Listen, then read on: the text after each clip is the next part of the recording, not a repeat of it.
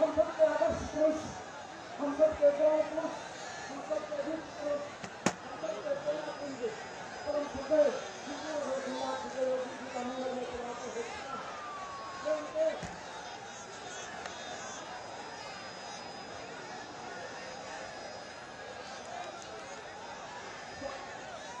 शांत हो जाइए।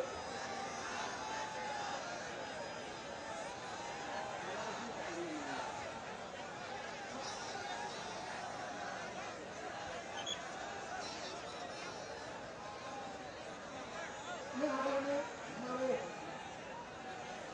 जिलाध्यक्ष भाजपा आदरणीय महोदय अशोक जी आए और सत्य हमारे सबसे आदरणीय प्रत्याशी और मंत्री आदरणीय लक्ष्मी परमार साहब और सदस्य सांसद जी से आग्रह करूंगा माननीय योगी जी का आशीर्वाद करें।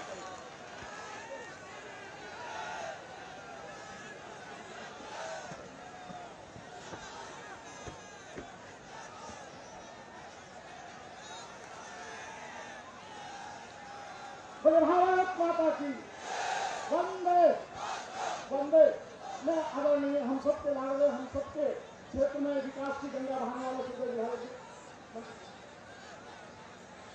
भारत माता की, भारत माता की, भारतीय जनता पार्टी,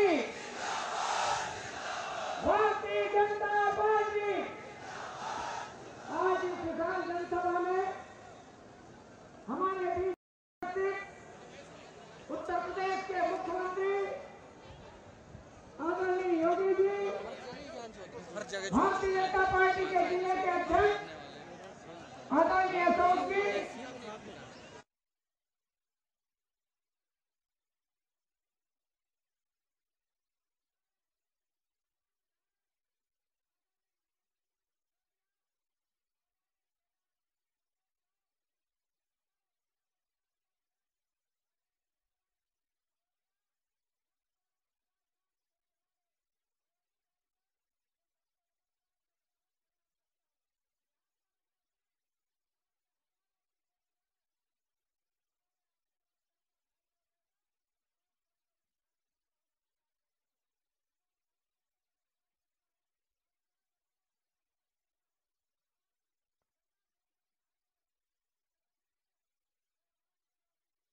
आत्मीय और हार्दिक अभिनंदन करता हूं, स्वागत करता हूं।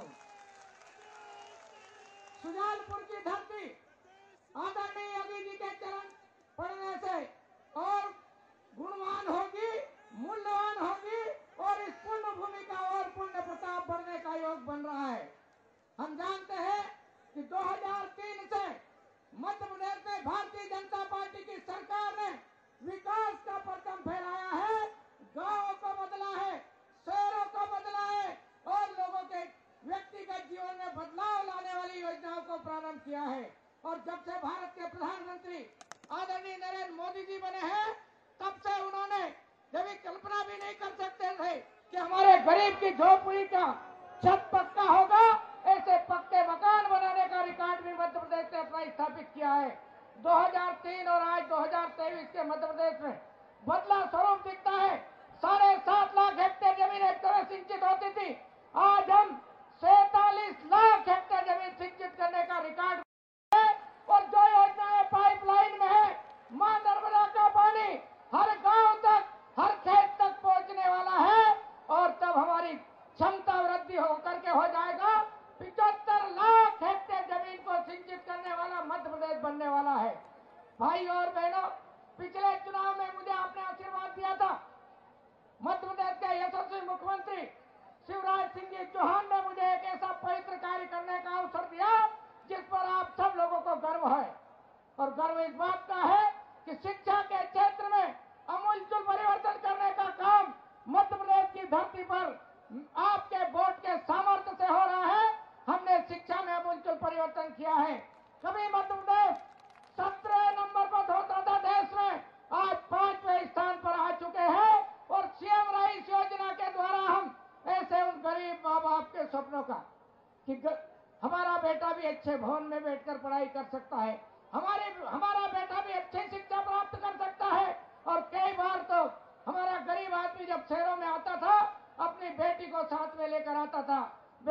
पूछती थी कि पापा ये क्या है।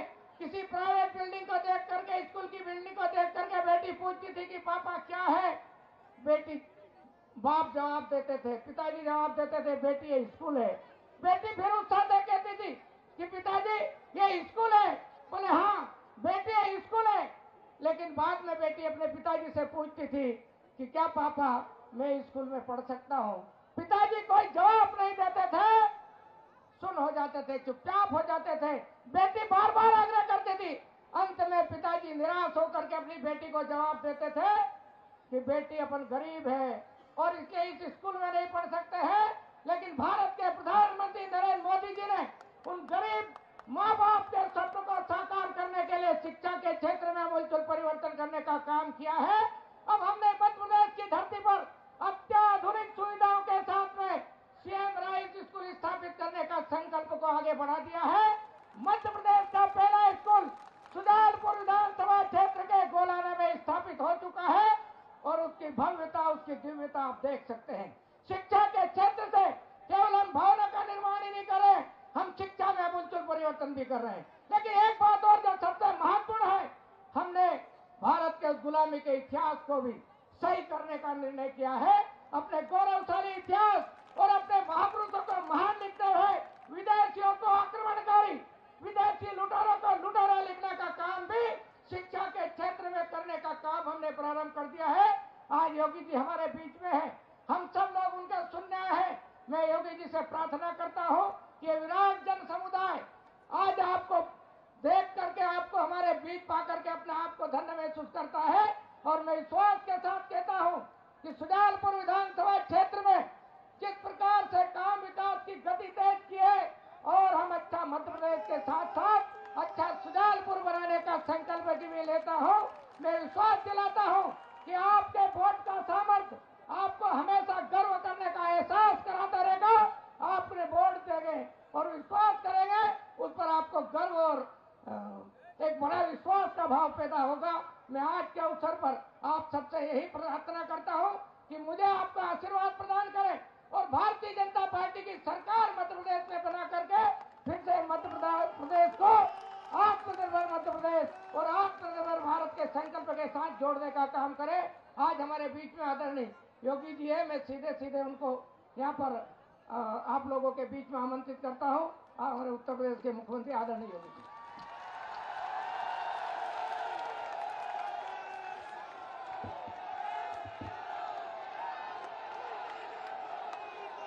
भारत माता की, भारत माता की, भारत माता की। श्री जटाशंकर महादेव की, श्री जटाशंकर महादेव की। हर हर महादेव।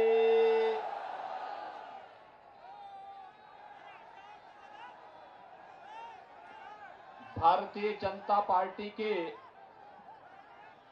जिला के अध्यक्ष श्री अशोक नायक जी, मध्य प्रदेश सरकार में शिक्षा के लिए अभिनव प्रयोग के लिए जाने जाने वाले सुजानपुर विधानसभा क्षेत्र से लोकप्रिय प्रत्याशी सेंदर सिंह परमार जी, माननीय सांसद देवास शाजापुर से महेंद्र सिंह सोलंकी जी, अध्यक्ष जिला पंचायत शाजापुर से हेमराज सिंह सिसोदिया जी,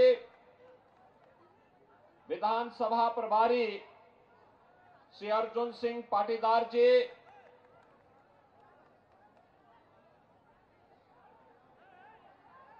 विधायक गुजरात प्रवासी प्रभारी शाजापुर से अमित भाई, अध्यक्ष नगर पालिका परिषद श्रीमती बबीता परमार जी, भारी संख्या में सुजानपुर विधानसभा क्षेत्र से आज इस चुनावी सभा में उपस्थित सुजानपुर विधानसभा क्षेत्र से जुड़े हुए उपस्थित भाइयों बहनों, बाबा जटाशंकर की इस पावन नगरी और भगवान परशुराम के पिता जमदग्नि ऋषि की तपोभूमि को प्रणाम करते हुए मैं आप सबका हृदय से अभिवादन करता हूं। भाइयों बहनों,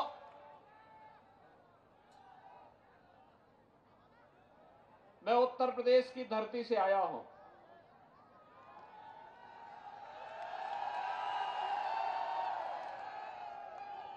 उत्तर प्रदेश को मर्यादा पुरुषोत्तम भगवान श्री राम, लीलाधारी भगवान श्री कृष्ण और भगवान शिव का आशीर्वाद प्राप्त है। मां गंगा और यमुना दोनों के आशीर्वाद के साथ ही उनका संगम भी उत्तर प्रदेश में ही है। उत्तर प्रदेश और मध्य प्रदेश भारत के महत्वपूर्ण राज्यों में से दो महत्वपूर्ण राज्य हैं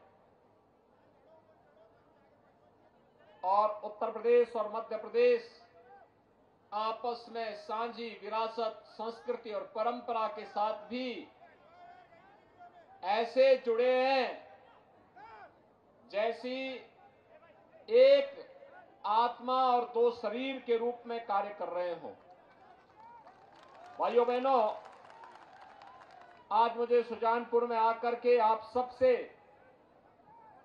इस चुनावी सभा के माध्यम से ही सही संवाद का अवसर प्राप्त हुआ। मैं भारतीय जनता पार्टी के पदाधिकारियों का,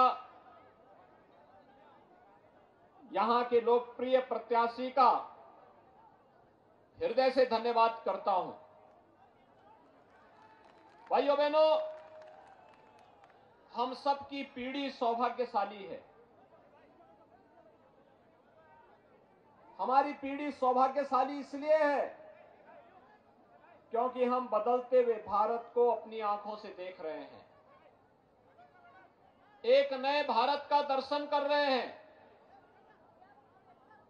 जो भारत आत्मनिर्भरता की ओर अग्रसर हो रहा है, जो एक समर्थ भारत है, एक सशक्त भारत है, जो भारत दुनिया के सामने हाथ नहीं फैलाता है बल्कि दुनिया में जहां कहीं अभाव है, अराजकता है, अव्यवस्था है, वहां हाथ पकड़ करके उसे चलना सिखाता है। ऐसा भारत प्रधानमंत्री मोदी जी के नेतृत्व में पिछले 9-9.5 वर्षों के अंदर बना है। एक ऐसा भारत जिसके प्रति दुनिया का विश्वास मजबूत हुआ है। एक ऐसा भारत जो केवल दुनिया का हाथ पकड़ता ही नहीं है, बल्कि अगर कोई दुनिया में भारत को आंखें दिखाता है तो उसकी आंखों को भी दुरुस्त करने का काम करता है। एक ऐसा भारत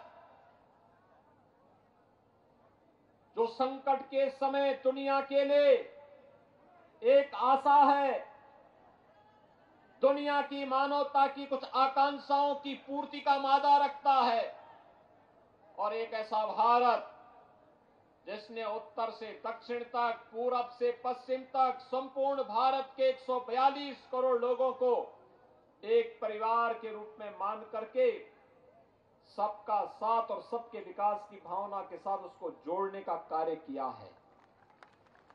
भाइयों बहनों, आज भारत बदल रहा है। ये बदलता हुआ भारत का निशान है। काशी में काशी विश्वनाथ धाम में आप जाइए, एक नई काशी के दर्शन उत्तर प्रदेश में आपको होंगे। उत्तराखंड में केदारनाथ धाम में जाएंगे, बाबा केदारपुरी की नए धाम की नई पुरी की दर्शन आपको वहां पे होंगे। महाकाल के महालोक में आएंगे, तो यहाँ पे महाकाल का ये महालोक हम सबको एक नई अनुभूति कराता है। बाबा सोमनाथ के धाम में आप गुजरात में जाइए, आपको एक नई अनुभूति कराता है। और 500 वर्षों का इंतजार समाप्त करके अयोध्यापुरी भी तो तैयार हो गई है। भाइयों बहनों, मैं आपसे पूछना चाहता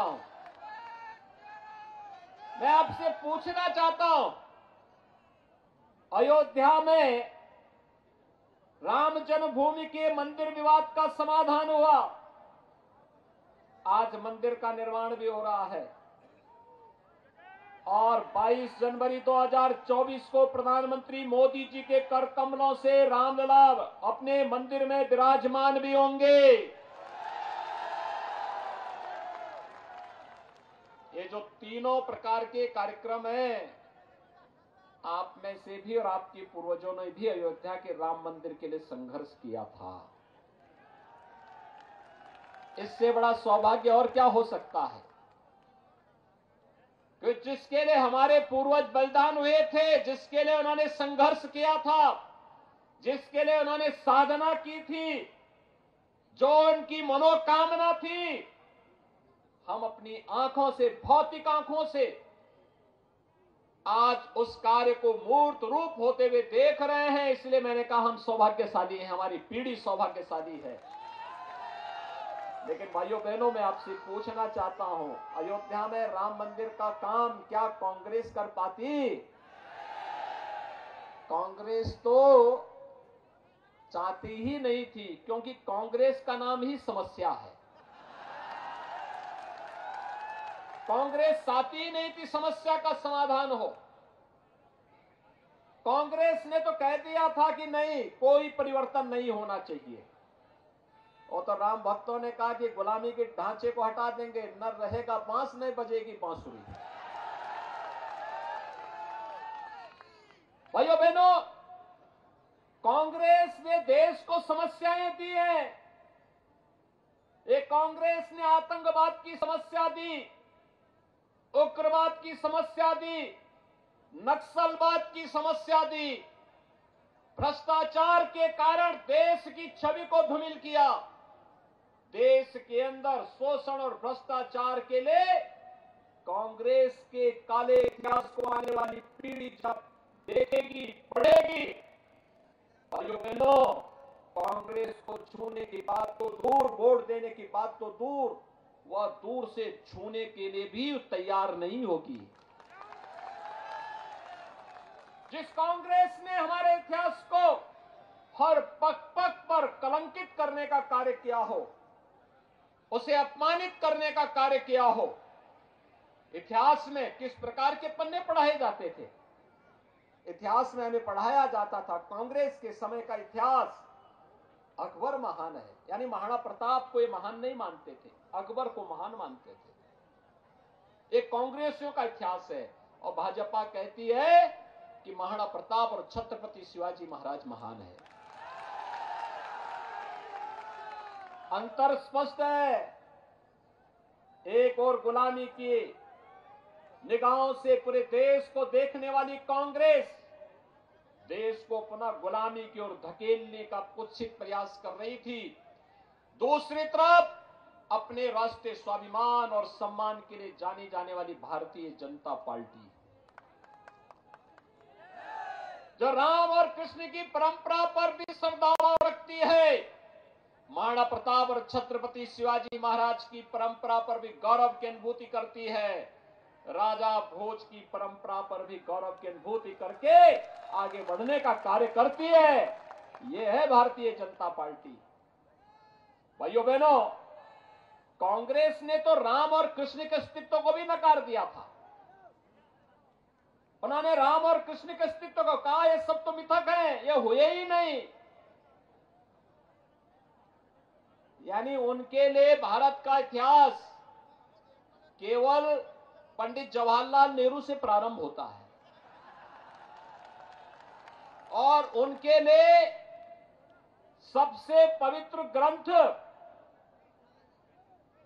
वही माना जाता है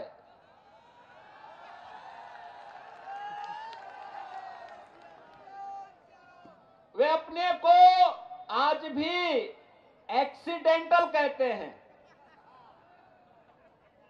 एक्सीडेंट हुआ, कांग्रेसी पैदा हो गए। यानी देश का अस्तित्व है, राम और कृष्ण थे, वे मानने को तैयार ही नहीं, लेकिन हमने माना। लेकिन मानने के लिए शर्त थी, डबल इंजन की सरकार रहनी चाहिए। और भाइयों बहनों, मोदी जी का सानिध्य और उनका आशीर्वाद, उनका मार्गदर्शन उत्तर प्रदेश की जनता ने अंगड़ाई ली। जाति, मत, मजहब, क्षेत्र, भाषा से ऊपर उठी, अंगड़ाई ली। भारतीय जनता पार्टी की सरकार उत्तर प्रदेश में आई, 500 वर्षों का विवाद का समाधान हो गया। अयोध्या में राम मंदिर के निर्माण का मार्ग प्रशस्त हो गया। और अब तो 22 जनवरी को रामलला अपने स्वयं के भव्य मंदिर में विराजमान हो जाएंगे। हर भारतवासी दुनिया में जहां कहीं रह रहा होगा, हर सनातन धर्मावलंबी गौरव के साथ कह पाएगा कि रामलला हम आए हैं और मंदिर में आपको विराजमान देख करके गौरव की अनुभूति कर रहे हैं। भाइयों बहनों, और यह हर भारतवासी के लिए गौरव की अनुभूति वाला दिन होना चाहिए। मध्य प्रदेश में पिछले 20 वर्षों में जितना परिवर्तन किया है, एक त्रासदी थी उत्तर भारत के, उत्तर प्रदेश और मध्य प्रदेश, राजस्थान, बिहार जैसे राज्यों की। ये बीमारू राज्य माने जाते थे, विकास की प्रगति में बहुत पीछे छूट गए थे। मैं धन्यवाद दूंगा यहां के लोकप्रिय मुख्यमंत्री श्री शिवराज सिंह चौहान जी को, जिनके नेतृत्व में मध्य प्रदेश बीमारू प्रदेश से उभरा है। ये बीमारूपन के कलंक से मध्य प्रदेश उभरा है। उत्तर प्रदेश भी आज बीमारू राज्य से उभर चुका है। बिहार अभी उसी बीमारी की चपेट में है और राजस्थान भी उसी बीमारी की चपेट में है। भाइयों बहनों, उत्तर प्रदेश और मध्य प्रदेश में भाजपा की सरकार है और मोदी जी का मार्गदर्शन है। बीमारूपन का ठप्पा दूर हटा, अब विकसित और अग्रणी राज्यों में उत्तर प्रदेश और मध्य प्रदेश आ चुके हैं। और इसीलिए हम कहने के लिए आए हैं, इसके लिए प्रयास करना पड़ा, मेहनत होनी पड़ी। मध्य प्रदेश में शासन की योजना को हर व्यक्ति तक पहुंचाने के लिए जिस ईमानदारी के साथ कार्य हुआ, विरासत को सम्मानित करने और गौरव की अनुभूति कराने के लिए कार्य जिस तत्परता के साथ हुआ, मध्य प्रदेश में कृषि के लिए जिस प्रकार के कार्य योजनाएं देश के अंदर सबसे अधिक विकास की दर वाली कृषि के लिए मध्य प्रदेश को स्थापित करने के लिए शिवराज सिंह चौहान ने जो कार्य किया, भाइयों बहनों, वह अभिनंदनीय है। और उसके कारण विकास की दर में मध्य प्रदेश भी तेजी के साथ आगे बढ़ा। नए नए प्रयोग, नए नए कार्यक्रम, नए तरीके से आगे बढ़ाने का प्रयास, और उस नए तरीके से आगे बढ़ाने के इस प्रयास की ही श्रृंखला है कि आज मध्य प्रदेश भी अपने को कह सकता है कि हां, हम भी भारत के विकास में अपना योगदान दे रहे हैं। एक भारत श्रेष्ठ भारत के भी हम भी पार्ट हैं। आज मध्य प्रदेश भी इस बात को कह सकता है। और इसलिए भाइयों बहनों, आज मैं आप सबसे अपील करने के लिए आया हूं, विकास के लिए सरकार में स्थिरता, राज्य में और केंद्र में एक समान विचारधारा की एक पार्टी की सरकार होगी तो विकास कई गुना बढ़ेगी। याद रखना, कांग्रेस का विकास का अपना कोई एजेंडा नहीं है, कोई एजेंडा नहीं है। एजेंडा होता तो 55 वर्षों तक देश में शासन किए थे। एजेंडा होता तो 55 वर्षों तक शासन किए थे। गरीब को मकान मिल गए होते, गरीब को शौचालय मिल गए होते, गरीब के घर में भी बिजली चल रही होती, गरीब को भी आंसू पोंछने के लिए उज्ज्वला योजना के कनेक्शन मिल गए होते, गरीब को भी 5 लाख रुपए की आयुष्मान भारत की स्वास्थ्य बीमा का कवर मिल गया होता। गरीब कांग्रेस के समय में भूखों नहीं मरता। भाइयों बहनों, मोदी जी के प्रति हम आभारी है। कोरोना कालखंड में जब अपनों ने भी साथ छोड़ दिया, तब 80 करोड़ लोगों को उन्होंने फ्री में राशन देने का काम किया। जब दुनिया असमंजस में थी तब मोदी जी वैक्सीन बनाने के लिए कार्य कर रहे थे और दुनिया की सबसे 2 अच्छी वैक्सीन भारत ने बनाई, पहली बार भारत में बनी। फ्री में वैक्सीन, फ्री में उपचार, फ्री में राशन, फ्री में भरण पोषण भत्ता, ये भी मोदी जी ने दिया, भाजपा ने दिया। शिवराज जी ने जमीनी धरातल पर उसको मध्य प्रदेश में उतारा। अन्यथा भाइयों बहनों, जहां कांग्रेस नेतृत्व की सरकारें थी वहां तो अराजकता की सी स्थिति थी, अव्यवस्था की सी स्थिति थी, असमंजस की स्थिति थी। और इसीलिए जो संकट में आपका साथी वही आपका साथी है। नए प्रयोग हो रहे हैं। आपने पिछली बार यहां पर इंदर सिंह परमार जी को अपना विधायक चुना। शिक्षा मंत्री के रूप में सीएम राइज स्कूल की नई परिकल्पना को शिक्षा के क्षेत्र में व्यापक सुधार हो। याद रखना, शिक्षा है तो संस्कार है, और संस्कार है तो समृद्धि अपने आप आएगी। भाइयों बहनों, विकास का आधार स्तंभ है शिक्षा। आत्मनिर्भरता की आधारशिला है शिक्षा, और उस शिक्षा के लिए सीएम राइज स्कूल की नई शुरुआत इसी सुजानपुर विधानसभा क्षेत्र से मध्य प्रदेश के लिए प्रारंभ हुई, एक मॉडल विद्यालय के रूप में। और भाइयों बहनों, उस मॉडल विद्यालय के रूप में स्थापित करने के उनके इस कार्यक्रम को सचमुच अभिनंदन करना चाहिए। और इसीलिए आज मैं आपसे कहने के लिए आया हूं, भाइयों बहनों, इस चुनावी समर में बहुत स्पष्ट हो चुका है। एक तरफ राम भक्त हैं, दूसरी तरफ राम विरोधी हैं। एक तरफ शिक्षा का अलग जगाने वाले राष्ट्रभक्त हैं, और युवाओं के जीवन को ज्वलमय भविष्य की ओर अग्रसर करने वाले, उसकी ऊर्जा और प्रतिभा को राष्ट्र की समृद्धि में लगाने वाले राष्ट्रभक्त हैं। दूसरी तरफ शराब परोस करके युवाओं को बर्बादी के कगार की ओर धकेलने वाले शराब माफिया भी चुनाव में आ गए हैं।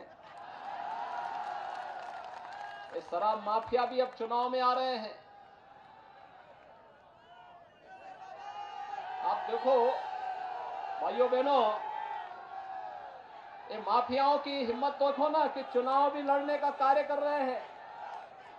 यानी युवाओं की पीढ़ी को, परिवारों को भी बर्बाद करेंगे और फिर चुनाव छाती चौड़ी करके चुनाव लड़ने के लिए भी आएंगे।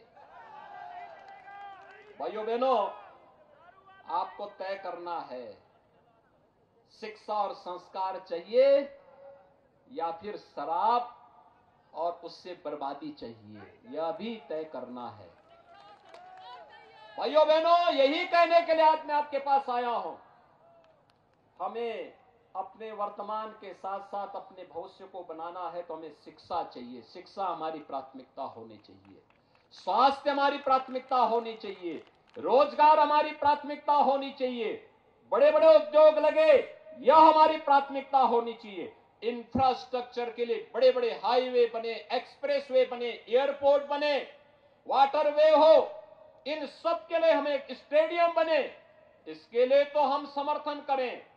लेकिन शराब परोसने वाले माफियाओं को कतई आप समर्थन न करें, कतई न समर्थन करें। आने वाली पीढ़ी फिर कभी छोड़ेगी नहीं, माफ नहीं करेगी। और इसीलिए भाइयों बहनों, मैं दीपावली के पहले आपके पास आया हूं कहने के लिए कि दीपावली में सब प्रकार की बुराइयों को त्यागने का अवसर होता है।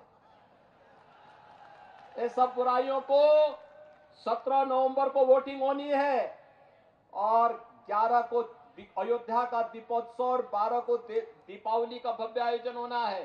तो 11 को अयोध्या की दीपावली के साथ ही भगवान राम का नाम लेकर के एक साथ आप तय कर देंगे कि हमें कोई शराब माफिया नहीं चाहिए, गलत व्यक्ति नहीं चाहिए, कोई अपराधी, कोई माफिया, किसी भी प्रकार से हम उसको स्वीकार नहीं करेंगे। यह हमें तय करना है। और इसलिए भाइयों बहनों, मैं आप सबसे अपील करने के लिए आया हूं, मध्य प्रदेश में फिर से भारतीय जनता पार्टी की सरकार चाहिए। मोदी जी के नेतृत्व में एक ऐसी सरकार चाहिए। याद रखना, मध्य प्रदेश में डबल इंजन की जो भारतीय जनता पार्टी की सरकार है, इस सरकार में गुंडे, अपराधी, माफिया, आतंकवादी, उग्रवादी, नक्सलवादी, ये सभी त्रस्त हैं, परेशान होंगे, भागेंगे और चुनाव के समय सभी एकजुट होकर के फिर कार्य करने का प्रयास करेंगे। और हमारा प्रयास होना चाहिए कि डबल इंजन की सरकार फिर से आए।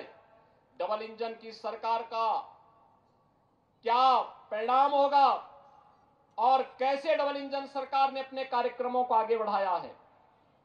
भाइयों बहनों, छत्रपति शिवाजी महाराज के शौर्य और पराक्रम के बारे में एक बार महाकवि भूषण ने कुछ पंक्तियां लिखी थी। उन्होंने कहा था, दावा द्रुम दंड पर, चीता मृग झुंड पर, भूषण वितुंड पर जैसे मृग राज है, तेज तम अंश पर, काना जिम कंस पर, त्याम मलिच्छ वंश पर, शेर शिवराज है, शेर शिवराज है।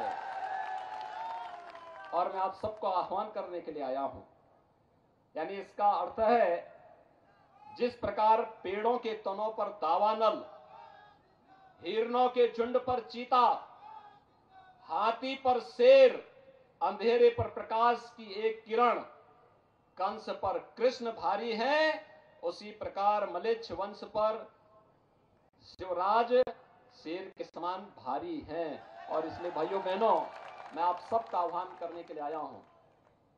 कांग्रेस का 55 वर्ष का कार्यकाल अगर एक और आप रख लेंगे और शिवराज जी के 20 वर्ष के कार्यकाल को आप रख लेंगे, तो शिवराज सिंह चौहान जी के नेतृत्व की भारतीय जनता पार्टी सरकार का कार्यकाल मध्य प्रदेश में उनसे कई भारी दिखाई देगा। और उस भारी, जिसने मध्य प्रदेश को एक पहचान दी है, उस पहचान के लिए एक बार फिर से डबल इंजन की सरकार मध्य प्रदेश में लाने के लिए आज मैं आपके पास आया हूं कि भारतीय जनता पार्टी ने लोकप्रिय प्रत्याशी के रूप में यहां के शिक्षा मंत्री सिंदर सिंह परमार जी को फिर से अपना प्रत्याशी बना के आपके बीच में उतारा है। परमार जी को अपना आशीर्वाद देंगे? सभी लोग सहमत हैं? सभी लोग सहमत हैं? तो दोनों हाथ ला करके मेरे साथ बोलेंगे, दोनों हाथ ला करके बोलेंगे, भारत माता की, भारत माता की, भारत माता की, जय श्री राम, जय जय श्री राम।